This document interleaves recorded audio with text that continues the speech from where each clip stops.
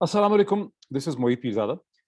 मुख्तसर दौरानिए की वीडियो है। 3 चीज़ों के ऊपर मैं क्विकली कमेंट करना चाहता हूँ। एक, इमरान खान साहब का बहुत बड़ा जलसा डेरा गाज़ी खान के अंदर, उनका पावर शो। उन्होंने वहाँ पर मुख्तसरन जिन चीज़ों की तरफ इशारा किया, उसके साथ ही दूसरा पॉइंट नफ़ी है, जहाँ honourable supreme court of Pakistan की एक जजमेंट आई है स्पीकर के डिसीजन के हवाले से, जिसको इमरान खान साहब ने उसमें डिस्कस भी किया अपने जलसे के अंदर। उन्होंने कुछ क्वेश्चंस रेज़ किए for the honourable supreme court of Pakistan.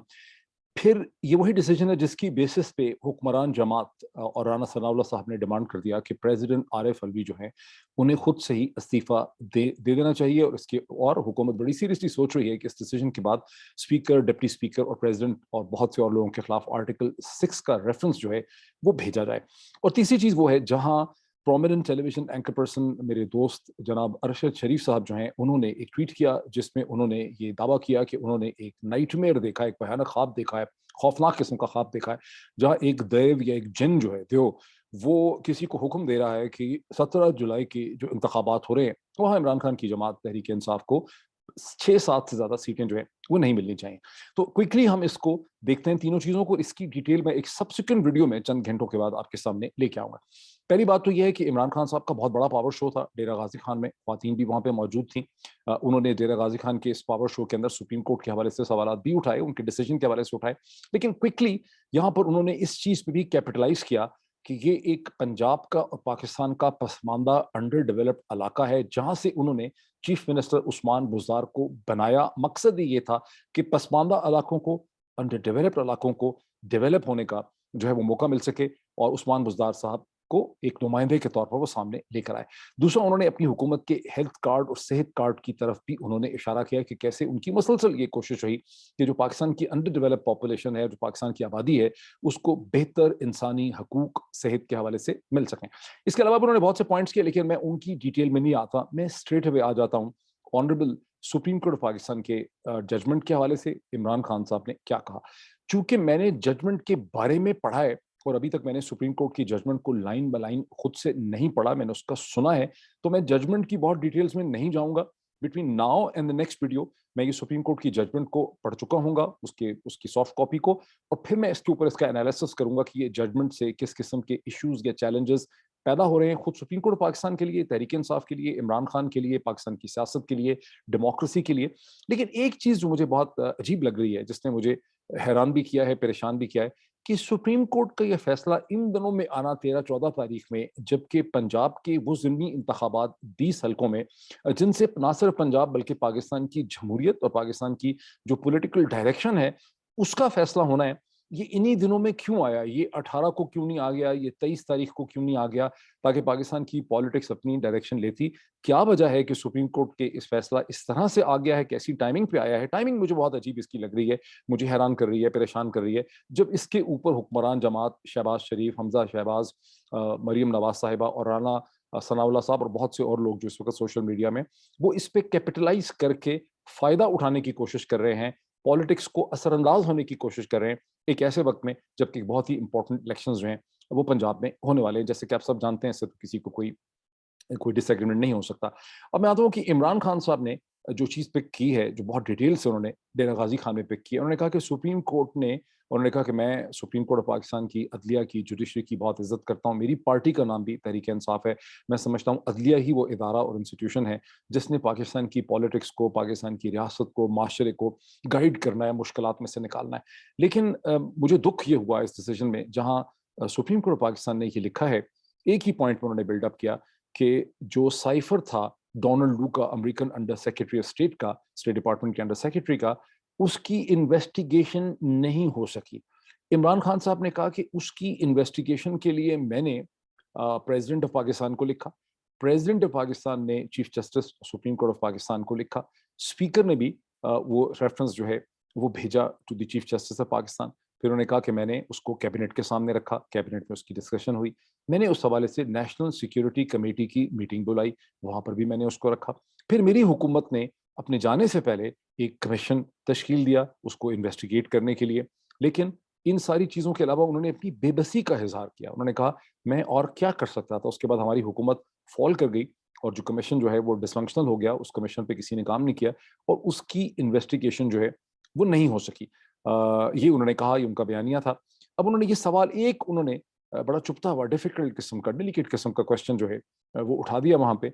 वो उन्होंने ये कहा बहुत ही मुद्दबाना तरीके से, बहुत अदब से, बहुत रिस्पेक्ट से, कि मैं कम से कम चीफ जस्टिस ऑफ पाकिस्तान से ये तो पूछ सकता हूँ, पूछना चाहता हूँ कि कम से कम एक ही सवाल क्या डिटर्मिनेशन कर ली जाती कि अमेरिकन स्टेट डिपार्टमेंट का ये साइफर किसको कह रहा था कि इमरान खान की हुकूमत अगर नहीं जाएगी तो कॉन्सिक्वेंसेस होंगे, अगर चली जाएगी तो ताल्लुकात नॉर्मल हो जाएंगे। बिकॉज जो एम्बेसडर था असद मजीद, वो तो इसे कहते मेरे मातहत था, वो तो मेरे ही नीचे काम करता था, और फॉरेन ऑफिस भी ज़ाहिर उनके नीचे काम करता था। तो कम से कम इस एक पॉइंट की डिटर्मिनेशन तो होनी चाहिए थी कि अमेरिका के हुकाम, वहाँ का स्टेट डिपार्टमेंट, वहाँ की हुकूमत पाकिस्तान में ये किसको कह रहा था कि इमरान खान की हुकूमत को चले जाना चाहिए, नहीं जाएगी तो इसके कॉन्सिक्वेंसेस होंगे। ये बहुत ही इंपॉर्टेंट क्वेश्चन है, बिकॉज अब हमें ये भी पता है इन हाइंडसाइट कि ये जो साइफर था, इसे प्राइम मिनिस्टर के ऑफिस तक पहुंचने से रोका गया। पाकिस्तान के फॉरेन मिनिस्टर उस वक्त के शाह महमूद कुरैशी, उन तक भी पहुंचने से रोका गया। और ये तो किसी इंटेलिजेंस एजेंसी अपेरेंटली उस वक्त की जो आईबी थी, उसकी इंडिकेशन पे ये चीज़ जो है वो शाह महमूद कुरैशी तक पहुंची, उनको पता चल गया। इसका जिक्र वैसे नहीं किया गया कि ये आईबी का इसमें रोल था, लेकिन उन तक पहुंची। तो ये बहुत इंपॉर्टेंट क्वेश्चन जो है वो former prime minister Imran Khan साहब ने उठा दिया। ये तो होगी एक चीज़। दूसरी चीज़ है कि इसके ऊपर जो बिल्डअप किया जा रहा है, इसको मैं एक अलग वीडियो में डिटेल से डिस्कशन करूंगा। अब आ जाते हैं उस चीज़ पे जहां इमरान खान साहब ने ये कहा, जहाँ पे प्रोमिनेंट टेलीविजन एंकर पर्सन जिनसे आप सब वाकिफ हैं, ARY में अरशद शरीफ साहब ट्विटर के ऊपर भी बहुत ज़्यादा एक्टिव हैं, उनके खिलाफ कई FIRs भी जो दर्ज हैं, very important voice in Pakistan media space, public space. उन्होंने एक ट्वीट किया जो हज़ारों दफ़ा रीट्वीट हो चुका है, उसे मैंने भी रीट्वीट किया है, वो मेरे ट्विटर हैंडल के ऊपर भी आप उसको देख सकते हैं, और मैंने उसके ऊपर कुछ कमेंट्स भी कोट ट्वीट में किए। अरशद शरीफ साहब का ये कहना है कि उन्होंने ख्वाब देखा है, भयानक ख्वाब देखा, जिसको अंग्रेजी में नाइटमेयर कहते हैं, कि किसी देव ने जिन ने हुक्म दिया है किसी को कि ये जो 17 जुलाई के इंतखाबात हैं, इसमें इमरान खान की जमात पाकिस्तान तहरीक इंसाफ को रिस्ट्रिक्ट किया जाए, इसको 6-7 से ज़्यादा सीटें नहीं आपने लेने देनी है। ये उन्होंने किया, ये उनका कहना है, और मैंने इसको रीट्वीट किया। अब मैंने एक पहली वीडियो की थी, बदकिस्मती से उसको बहुत कम लोगों आप लोग देख पाए। वो मैंने कहीं सुबह की, क्योंकि मेरा टाइम मैनेजमेंट का बड़ा इशू चल रहा है, तो मैंने उसको, और उससे पहले मुझे कि बहुत रिसर्च करनी पड़ गई। मैंने मुख्तलिफ हलकों के अंदर ये जो 20 थे, वहाँ पर जो रिपोर्टर्स हैं, वहाँ पे जो शख्सियात इंपॉर्टेंट हैं जो इलेक्शन प्रोसेस को ऑब्जर्व करती हैं, और जो पाकिस्तान के जनरली इलेक्शन ऑब्जर्वर्स हैं और ऐसे एनालिस्ट हैं जो इलेक्शन के डायनामिक्स को फॉलो कर रहे हैं, उन सब से मैंने इनफरादी तौर पर डिस्कशंस की, पॉइंट लिखे, फिर मैंने वो स्लाइड्स बनाई। जो सब मेरी जो पिछली वीडियो है, जिसका लिंक मैं डिस्क्रिप्शन में भी दे दूंगा, और उसको मैं एंड स्क्रीन के अंदर भी शेयर करूंगा, जिसमें मैंने ये एनालिसिस ऑफर किया कि हमजा को इलेक्शन जताने के लिए धांधली नहीं, धांधला करना पड़ेगा, क्योंकि हमजा को तो चाहिए कम से कम 9 वोट, 186 186 के मैजिक नंबर को पूरा करने के लिए। लेकिन हमजा को स्टेबल गवर्नमेंट तो 186 से नहीं बन सकती जब तक उसको 188 89 नहीं मिलते। इसका मतलब है कि हमजा को कम से कम 11-12 सीटें दिलवाने की जरूरत है। और यही वो डायनामिक्स हैं जिसमें कि जिन या देव अरशद शरीफ के नाइटमेयर और ख्वाब में ये कह रहा है कि PTI को रिस्ट्रिक्ट करना है 6-7 सीटों में।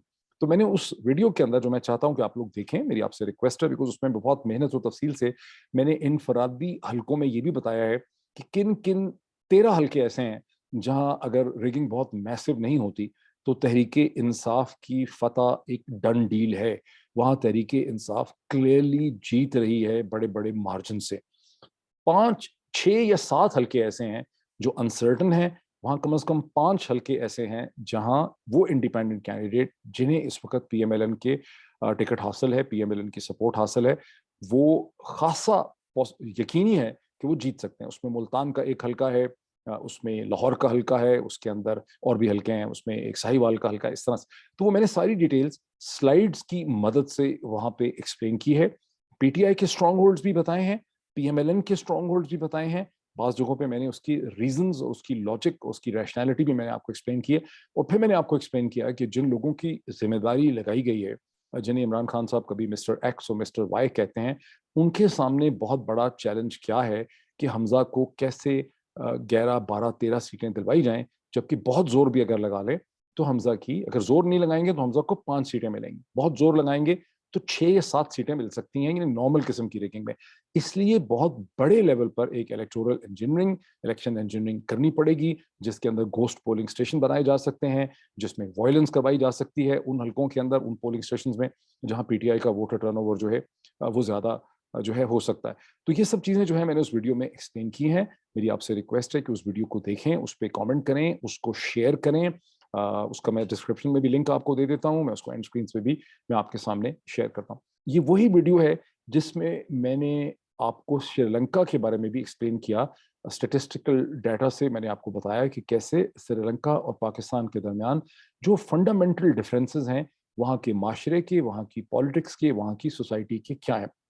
ब्रॉडली स्पीकिंग मुझे ऐसा लगा उसको वीडियो को जब मैंने खुद देखा बाद में, तो मुझे ऐसा लगा कि मैं उसका कंक्लूजन ठीक तरह से एक्सप्लेन नहीं कर सका।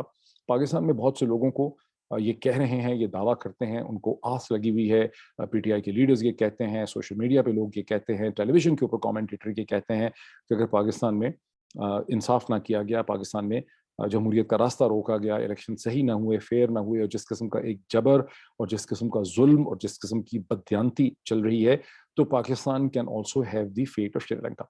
मैंने उस वीडियो में ये आपको बताया कि श्रीलंका और पाकिस्तान के दरमियान जो फंडामेंटल डिफरेंसेस हैं वो क्या है। फंडामेंटल डिफरेंस ये है कि पाकिस्तान के मुकाबले में श्रीलंका एक बहुत ज्यादा पढ़ी लिखी सोसाइटी है। वो गालिबन साउथ एशिया की, उस पूरी रीजन का सबसे ज्यादा जो पढ़ा लिखा माशरा है, जहाँ पर जो उनकी एजुकेशन और लिटरेसी है वो 92-93% के करीब है इस वक्त। और वो 93% जो है पाकिस्तान में, कहने को कभी कह दिया जाता है कि 50% है, 52% है, मुख्तलिफ फिगर्स दिए जाते हैं, लेकिन जो लोग पाकिस्तान के एजुकेशन सिस्टम और श्रीलंका के बारे में मामलात रखते हैं, और मैंने श्रीलंका में ट्रैवल भी किया और ज़ाहिर है मैंने पाकिस्तान में भी ट्रैवल किया है, मैं यहाँ पे एम्प्लॉयर भी हूँ, तो श्रीलंका की जो एजुकेशन है वो इफेक्टिव है, वो इफेक्टिव ही होगी कोई 90%। यानी वहाँ पे एक वर्ल्ड व्यू एग्जिस्ट करता है, उनकी एक अंडरस्टैंडिंग है, उनकी इंटरनेट एक्सेस भी 53-54% है, पाकिस्तान की इंटरनेट एक्सेस जो है वो सिर्फ 35-36% है। उनकी जो सोशो इकोनॉमिक कंडीशन है उसमें उनकी जो अमीर एलीट है, जो टॉप 40% है, वो इतनी, यानी उनकी टॉप 20% के पास उतनी पॉलिटिकल पावर और उतनी इकोनॉमिक पावर और उतना मसल नहीं है, पुलिसिंग पावर नहीं है कि वो बाकी 80% जो है उसको कंट्रोल कर सकें। उसकी वजह है कि उनका दरमियान में जो मीडियन इनकम ग्रुप है, जो टॉप 20% के बाद आता है, जिसमें नेक्स्ट 20% पे नेक्स्ट 20% आते हैं, वो भी खासी इन्फ्लुएंशियल है सोसाइटी की डिसीजन मेकिंग में। ठीक। और फिर जो उनके बॉटम के 20% हैं वो इतने कमजोर नहीं है जितने पाकिस्तान के हैं। और श्रीलंका की आबादी है सिर्फ 22 मिलियन, यानी 2.25 करोड़। पाकिस्तान की आबादी है तकरीबन 22-23 करोड़। लेकिन पाकिस्तान के 22-23 करोड़ में से सिर्फ 1-1.5 करोड़ लोग ऐसे हैं जो उसके जिसको आप मिडिल क्लास में जनरली तौर पर कह सकते हैं, जिनके पास एक कोई वर्ल्ड व्यू है, वो दुनिया में ट्रैवल कर सकते हैं, जहाज में बैठ सकते हैं, बाहर जा सकते हैं, बाहर के मुल्कों में रहे हैं, उन्हें अच्छी तालीम उनको मिल सकी है, शायद वो 1 करोड़ के करीब हों। लेकिन श्रीलंका में जो उनकी 2.25 करोड़ की आबादी है, उसमें आप कह सकते हैं कि उस आबादी का ही 1-1.5 करोड़ जो है उसका एक बहुत बेहतर वर्ल्ड व्यू है। और श्रीलंका पाकिस्तान के मुकाबले में एक ह्यूमेन और ह्यूमन सोसाइटी है। उनकी एलीट के पास ये गुंजाइश नहीं है कि वो अपनी आबादी के ऊपर उतना जुल्म कर सकें, क्रैकडाउन कर सकें, पुलिस या फौज को अपने पॉपुलेशन के खिलाफ इस्तेमाल कर सकें, गोलियां चला सकें, मारपीट कर सकें, हजारों लोगों को गिरफ्तार कर लें। अब इंटरनेट उन्होंने कोशिश भी की बंद करने की। तो मैंने ये सारी चीजें और डायनामिक्स जो हैं वो मैंने बड़ी तफसील से उस वीडियो में एक्सप्लेन किए हैं। उसका बॉटम इफेक्ट ये है कि पाकिस्तान में देखा यह जा रहा है, अशराफिया के पॉइंट ऑफ व्यू से, एलीट के पॉइंट ऑफ व्यू से देखा जा रहा है कि श्रीलंका में अवाम जो है वो प्रेसिडेंसी में घुस गए हैं, प्राइम मिनिस्टर के हाउस में घुस गए हैं। प्रेसिडेंट जो वहाँ पे राजा पाक्सा हैं, गोताबाया राजा पाक्सा, उनको दौड़ के मालदीव पहुंचना पड़ा, वो कहीं और जा रहे हैं, प्राइम मिनिस्टर को भी शायद वहां से निकलना पड़े और वहां पर कोई एक इंटरिम गवर्नमेंट वगैरह बन सकती। तो पाकिस्तान में अशराफिया और एलीट के पॉइंट ऑफ व्यू से एक खौफ है कि तो बड़ी खतरनाक चीज हो रही है। In true perspective of the international relation, Sri Lanka में जो चीज हो रही है वो बड़ी पॉजिटिव चीज है, जहां श्रीलंका का सिस्टम आवाम पे बहुत ज्यादा जबर नहीं कर सकता और सिस्टम ने उनको ये अलाउ किया है कि वो एक सॉफ्ट पॉलिटिकल चेंज लेकर आ रहे हैं। पाकिस्तान का जो सिस्टम और तारीख है वो श्रीलंका के मुकाबले में बहुत जालिमाना है। यहाँ की जो एलीट है वो बड़ी बेहिस है, वो इनसेंसिटिव है, वो अपने लोगों के साथ रिलेट नहीं करती, वो पाकिस्तान के लोगों की मेजॉरिटी को बेवकूफ इडियट रखना भी चाहती है, समझती भी है और उनको मैनिपुलेट करती है, उनको एक्सप्लॉइट करती है। और पाकिस्तान की पॉलिटिक्स की अगर आप तकरीरें देखें तो आपको क्लियरली मेरी बात समझ आएगी कि पाकिस्तान का सारा सियासी बयानिया, हाँ वो मईशत के हवाले से हो, पॉलिटिक्स के हवाले से हो, IMF के हवाले से हो, इकोनॉमिक इश्यूज के ऊपर हो, पाकिस्तान की तारीख के ऊपर हो और डिफरेंट इश्यूज पे हो, वो बुनियादी तौर पर बेवकूफ लोगों को बनाने के लिए उसको एड्रेस किया जाता है। और तो ये वो चंद चीजें हैं और इस वजह से अगर श्रीलंका जैसी चेंज, एक सॉफ्ट चेंज जो श्रीलंका में आ रही है, वो पाकिस्तान में नहीं आ सकती, बिकॉज पाकिस्तान की इलीट इतनी समझदार नहीं है, इतनी इतनी इतनी सेंसिटिव नहीं है, इतनी अक्लमंद नहीं है। इसकी तारीख भी बड़ी जाबराना है, इसकी तारीख बेवकूफ़ी से भरी पड़ी है। तो जो चीज़ श्रीलंका में हो रही है वो पॉजिटिव चीज़ है, पाकिस्तान की इलीट के पॉइंट ऑफ व्यू से बड़ी नेगेटिव है। एक मुल्क और एक रियासत के हवाले से श्रीलंका में जो कुछ हो रहा है वो दर हकीकत एक पॉजिटिव चीज़ है। पाकिस्तान में मुझे इस किस्म की पॉजिटिव चेंज सॉफ्टली आते हुए नहीं नजर आ रही। अगर इस किस्म की सॉफ्ट चेंज पाकिस्तान में आ सकती हो तो फिर तो पाकिस्तान की तारीख ही बदल जाएगी, उसकी कायनात ही बदल जाएगी। पाकिस्तान जो है वो बहुत ज्यादा तरक्की कर सकेगा। तो श्रीलंका इस क्राइसिस से मुझे निकलता नजर आ रहा है टुवर्ड्स बेटर सिचुएशन। और उनकी इकोनॉमिक सिचुएशन के इश्यूज भी मैंने उस वीडियो में आपको एक्सप्लेन किए। तो उस वीडियो को देखें and I will meet you again after few hours. Thank you.